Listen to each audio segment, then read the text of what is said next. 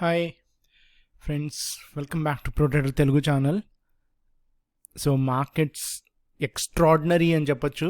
Okay, అంటే long term ఇన్వెస్టర్స్ని పక్కన పెట్టేస్తే ఈ swing traders, intraday traders, scalping చేసే వాళ్ళకి షార్ట్ సైడ్ గ్రేటెస్ట్ ఆపర్చునిటీ ఇచ్చింది ఫ్రెండ్స్. బట్ ఎంతమంది షార్ట్ సైడ్ తీసుకున్నారు అనేది క్వశ్చన్ మార్క్. బట్ మనం నిన్న డిస్కస్ చేసుకున్నట్టు మట్టికి క్లియర్ కట్గా బౌన్స్ వచ్చింది. అది ఎవ్వరూ కాదనలేని నిజం. ఓకే, అండ్ చూసారు కదా, ఇది నేను అందుగురించి 15 minutes టైం ఫ్రేమ్ చూపిస్తున్నాను. మార్నింగ్ చూసారు కదా, ఈ చిన్న డ్రాప్ వచ్చిన తర్వాత ఎలాంటి గ్యాప్, ఎలాంటి మూమెంట్ రావడం జరిగిందో చూసారు కదా నిఫ్టీలో. సీరియస్ అనమాట. అంటే దాదాపుగా ఒక 300 points అప్ మూమెంట్ అనేది రావడం జరిగింది all of a sudden. And once మీరు చూస్తే ఇక్కడ ఒకసారి చూద్దాం, ఆ బౌన్స్ని మనం నిన్న కూడా ఇది కూడా డిస్కస్ చేసుకున్నాం. బౌన్స్ సస్టైన్ అవ్వకపోతే ఆబ్వియస్గా సెల్లింగ్ ఉంటుంది. కానీ ఎంత సెల్లింగ్ అయితే నేను కూడా ఎక్స్పెక్ట్ చేయలేదు ఫ్రెండ్స్. ఓకే, ఎంత సెల్లింగ్ అయితే నేను ఎక్స్పెక్ట్ చేయలేదు. సీరియస్ సెల్లింగ్ అని చెప్పొచ్చు. Okay, and serious, very very serious selling. అసలు నిన్నే చాలామంది వెళ్ళిపోయారు. ఓకే, నిన్నే చాలామంది వెళ్ళిపోయారు. ఆ మిగతా ఉన్నవాళ్ళు ఇవాళ ఎవరన్నా మరి ఉన్నారో లేదో నాకు తెలియదు. Very very serious selling. అసలు ఎఫ్ఐఎస్ అమ్మేశారు అంటున్నారు. బట్ నాకు అస్సలు ఆ స్టోరీస్ అస్సలు నచ్చట్లేదు ఫ్రెండ్స్. ఎందుకంటే చైనా స్టోరీ అని చెప్పి కొత్తది తీసుకొచ్చారు కదా పిక్చర్లోకి. సో చైనా అని గోల చేస్తున్నారు. ఇది ఇప్పటి నుంచి ఏమన్నా ఆల్ ఆఫ్ ఎ సడన్ ఇవాళ బోర్డు పెట్టుకుని చైనా వాడు నా బెంచ్ మార్క్ ఈటీఎఫ్ల మీదకి అందరూ ఇన్వెస్ట్ చేయండి అని చెప్పి ఆల్ ఆఫ్ ఎ సడన్ ఏమన్నా అదే నిన్న పెట్టాడా బోర్డు? కాదు కదా. ఆడి గ్రోత్ స్టోరీ దాదాపుగా లాస్ట్ 6 months నుంచే స్టార్ట్ అయింది కదా. అంటే ఈ సంవత్సరం ఫెబ్రవరి నుంచే స్టార్ట్ అయింది. మీరు ఒకసారి న్యూస్ తీసి చూస్తే. ఓకే, వాడి రియల్ ఎస్టేటు స్టార్ట్ అయింది, వాడి కన్జ్యూమర్ ప్రొడక్ట్స్ కూడా స్టార్ట్ అయినాయి. అండ్ వాడు ఏం చేశాడంటే బేసిక్గా ఇంట్రెస్ట్ రేట్లు ఎవరెవరికైతే హ్యాండ్ లోన్స్ ఇస్తారో వాళ్ళకి తగ్గించి మళ్ళీ ఎవరైతే గ్రోత్కి ఉపయోగపడతారో వాళ్ళందరికీ మొదలు పెట్టారనమాట. ఓకే, గ్రోత్ స్టోరీ అని స్టార్ట్ అయింది సింపుల్గా చెప్పాలంటే. సో ఇప్పుడు సడన్గా వచ్చి ఎఫ్ఐఎస్ అందరూ కూడా మన ఇండియాలో అమ్మేసి చైనాలో కొంటున్నారన్న ఒక స్టోరీ కొంతమంది అపర మేధావులు తీసుకొచ్చారు. ఓకే, వెల్ అండ్ గుడ్, మంచిదే.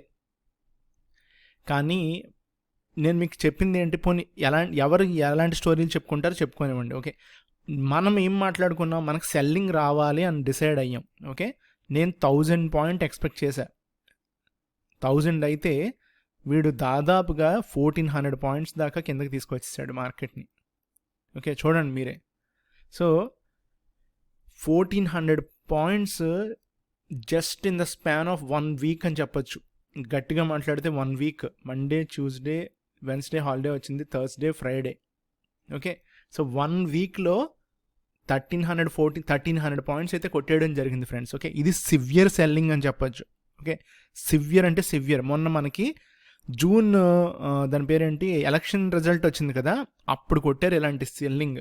ఓకే, దాదాపుగా 16 lakh crores వెళ్ళిపోయింది అన్నారు. మరి ఇంకా కంప్లీట్ ఫిగర్స్ అనేవి మనకి రేపు కానీ లేకపోతే మండే కానీ మనకి క్లియర్ కట్గా రావడం జరుగుతుంది. అండ్ ఇప్పుడు బేర్స్ ఎంటర్ అవుతారనమాట. బేసిక్గా గుర్తుపెట్టుకోండి. ఓకే, ఇదిగోండి ఇప్పుడు ఈ ఛానల్ నేను మొన్నటి నుంచి అంటున్నాను కదా, మొన్నటి నుంచి మన ఛానల్లో చెప్పుకుంటున్నాం. ఇది చెప్పుకోకపోతే అనుకోవచ్చు, కానీ ఓన్లీ థింగ్ ఏంటంటే మనం షార్ట్ సైడ్ లేము అంతే.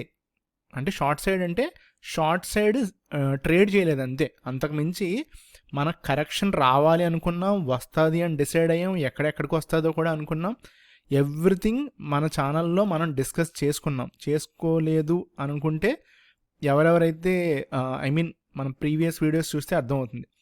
ఇదిగోండి, ఇప్పుడు ఎప్పుడు గుర్తుపెట్టుకోండి, మార్కెట్ ఇది ఇక్కడ నుంచి రివర్స్ అవుతుంది, ఇక్కడ నుంచి అవ్వదు అనేది ఏమి ఉండదు ఫ్రెండ్స్. ఓకే, మనం ట్రెండ్ లైన్స్ డ్రా చేసుకుంటాం. ఎందుకు అంటే ప్రీవియస్ ప్రైస్ యాక్షన్లో ఎక్కడెక్కడైతే సపోర్ట్స్ రెసిస్టెన్స్ వచ్చినాయో అక్కడి నుంచి మనం డ్రా చేసుకుంటాం ఇలాగ. కానీ నేను మీకు చెప్తాను కదా ఎప్పుడు ఫస్ట్ నుంచి చెప్తున్నాను, మార్కెట్ని మూవ్ చేసేది మార్కెట్ మేకర్స్ కదా. ఓకే, వీళ్ళే డిసైడ్ చేస్తారు ఎక్కడ గ్లోబల్ న్యూస్ని బేస్ చేసుకుని, ఓకే, అలాగే ఇండియా గ్రోత్ని బేస్ చేసుకుని, గ్రోత్ స్టోరీని బేస్ చేసుకుని, అలాగే సీజన్ అన్నమాట. ఇప్పుడు ఇది లాస్ట్ ఇయర్కి లాస్ట్ క్వార్టర్ యాక్చువల్గా అయితే, అంటే బిఫోర్ 1 క్వార్టర్ ఉంది, సో 3rd క్వార్టర్. సో ఈ క్వార్టర్లో ఏ సెక్టర్స్ బాగా పెర్ఫామ్ చేస్తాయి, ఏ సెక్టర్స్ బాగా పెర్ఫామ్ చేయవు అని దాని మీద కూడా ఒకటి ఉంటుంది. ఓకే, అలాగే ఇప్పుడు అక్టోబర్ జనరల్గా ఎప్పుడన్నా కూడా ఫ్లాట్ టు డౌన్ సైడ్ ఉంటుంది. మీరు చూసుకోండి, హిస్టరీ అంతా చూసుకోండి, ఫ్లాట్ టు డౌన్ సైడ్ ఉంటుంది. బట్ బౌన్స్ రాదా అంటే నథింగ్ లైక్ దట్. ఈ సివియర్ సెల్లింగ్కి ఇంకోటి గుర్తుపెట్టుకోండి, కొడితే ఓకే ఫ్రెండ్స్ ఇలా కొట్టేయచ్చు. ఓకే, ఇది చూడటానికి కొంచెం భయంగా ఉంది, బట్ గుర్తుపెట్టుకోండి, ఇలాంటి సెల్లింగ్ కనుక వస్తే ఒకవేళ బయింగ్లో ఉంటే కనుక ఫ్రెండ్స్ ఎవరన్నా వాళ్ళు యావరేజ్లు చేస్తూ పోతూ ఉంటారు.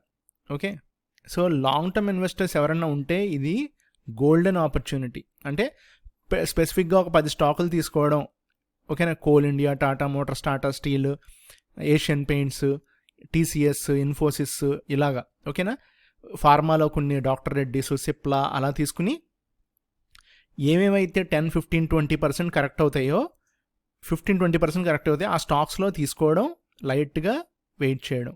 ఓకే, ట్రేడింగ్ చేసేవాడికి ఇప్పుడు నేను చెప్పాను కదా ఆల్రెడీ, ఇప్పుడు నిన్నే నేను మీకు ఏం చెప్పాను, 50-60% సెల్లింగ్ అయిపోయింది ఆల్రెడీ అని. సో ఈ వేళ ఏమైనా మిగిలిందా అంటే, ఇంకా ఈ లాంగ్ టర్మ్ వ్యూలో చూస్తే, అంటే ఇది డైలీ టైం ఫ్రేమ్లో ఇలాంటి ట్రెండ్ కనుక చూస్తే, ఈ పర్టికులర్ కరెక్షన్ చూస్తే ఇంకా చాలా ఉందనిపిస్తుంది కదా. బట్ ఇంత కరెక్షన్ వస్తుందా అంటే ఇంపాసిబుల్ ఫ్రెండ్స్. ఓకే, ఇదే లాస్ట్ సపోర్ట్. నేను మీకు ఇది కూడా డ్రా చేసి చూపించాను. సో ఇది నిన్న డ్రా చేశాను కదా, మళ్ళీ అందు గురించి మళ్ళీ డ్రా చేస్తున్నాను. ఇదిగోండి, ఇదే లాస్ట్ సపోర్ట్. కొంచెం బ్రేక్ చేసి భయపెట్టి, కావాలంటే భయపెడతాడు. ఓకే, దాని తర్వాత మళ్ళీ పక్కాగా రావాల్సిందే అనమాట. ఓకే, ఈ ఫేజ్లో ఈ కరెక్షన్ అనేది ఫుల్ఫిల్ చేస్తారు, గుర్తుపెట్టుకోండి. ఓకే, మళ్ళీ next leg of up move, దాని తర్వాత మళ్ళీ కరెక్షన్ వస్తుంది, మళ్ళీ కరెక్షన్ కామన్ ఫ్యూచర్లో.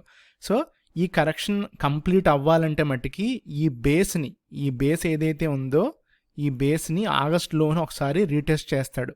సో ఆగస్టులో 24,000 దగ్గర ఉంది, 23,900, 23,950 దగ్గర ఉంది.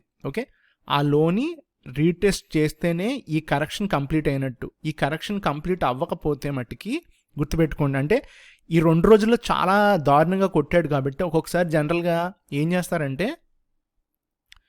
ఒక బౌన్స్ని ఇదిగోండి ఇలా తీసుకొచ్చి, ఇక్కడ ఆల్రెడీ సపోర్ట్ తీసుకున్నారు కదా, ఇక్కడ నుంచి పైకి వెళ్తాడనమాట. వెళ్ళి ఇదిగోండి ఇక్కడ గ్యాప్ ఉంది కదా, ఈ ఫిల్ చేసి మళ్ళీ ఇలా రావడం జరుగుతుంది ఫ్రెండ్స్. ఓకే, సో బౌన్స్ అయితే మనకి 25,800 దాకా ప్రైస్ రావడానికి 100% ఛాన్సెస్ ఉన్నాయి. ఓకే, నేను కూడా ఆ బౌన్స్ కోసం అయితే ఎక్స్పెక్ట్ చేస్తున్నాను. మనం అది నెక్స్ట్ వీక్ చూద్దాం. ఓకేనా, ఇది నా నిఫ్టీ మీద వ్యూ ఫ్రెండ్స్. ఓకే, ఇది నా నిఫ్టీ మీద వ్యూ. సో ఇది నేను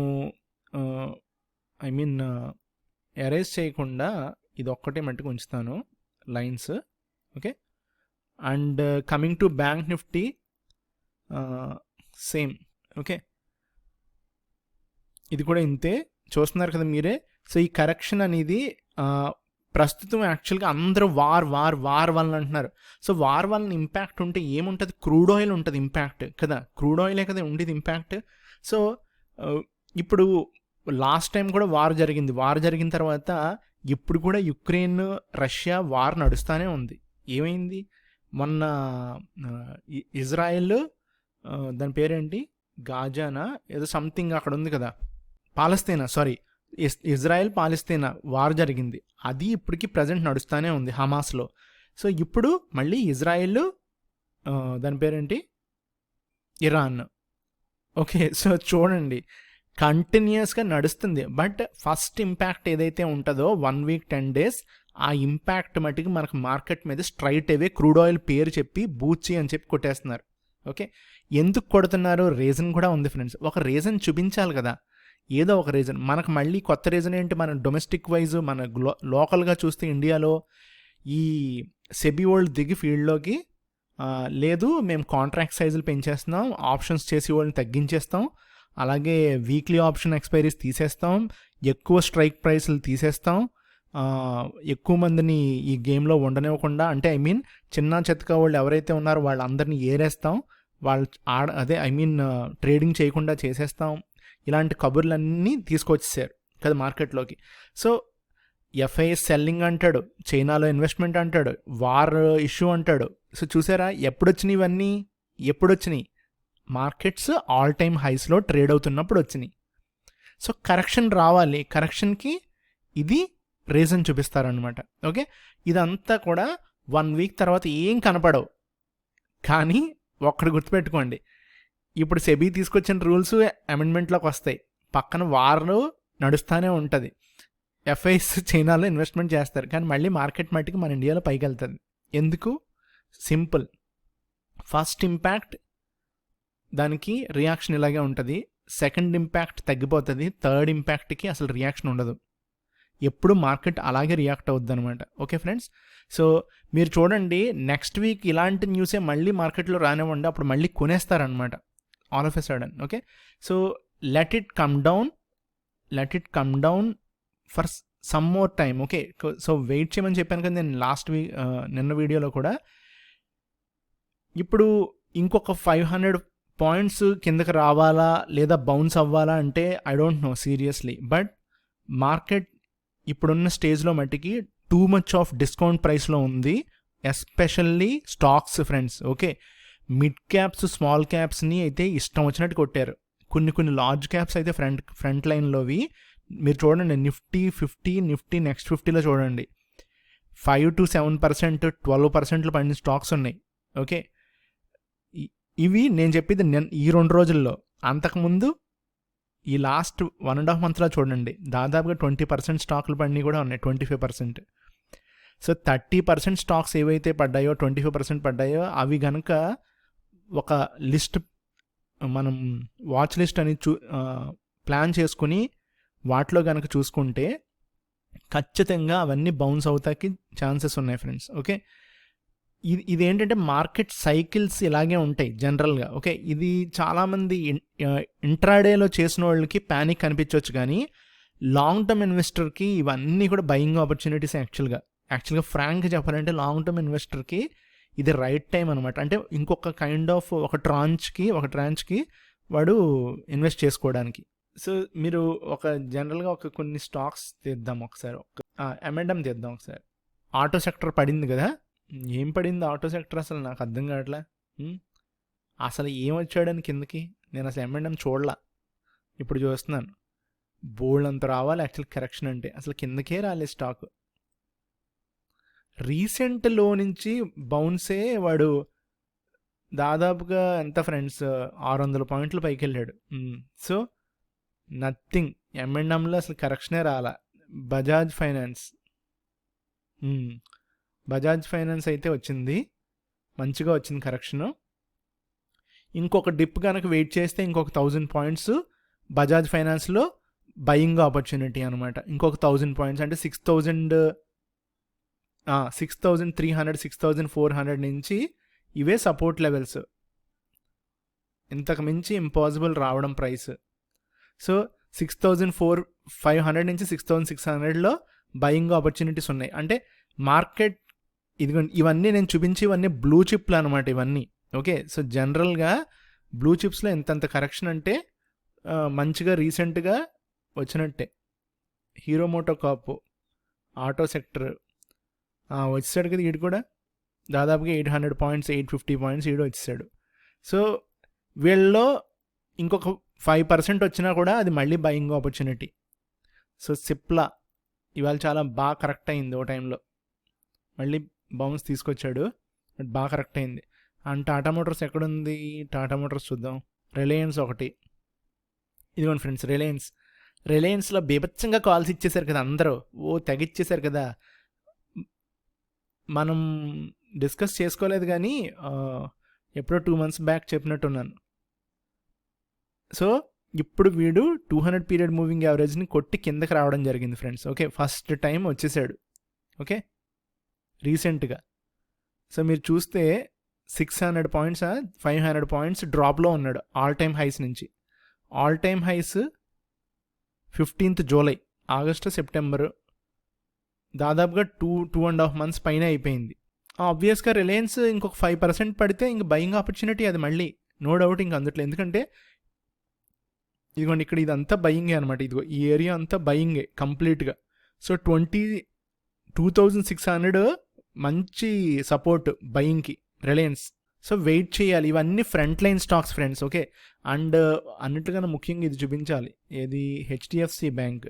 ఏదన్నా స్టాకు అందరిని నొక్కిపెట్టి ఉంచుతున్నాడు అంటే ఈడే. సో చూసారు కదా. సో మళ్ళీ ర్యాండమ్గా మొన్న ఆల్ టైమ్ హైస్ నుంచి మళ్ళీ ప్రైస్ అనేది కిందకి రావడం జరుగుతుంది. చూసారు కదా.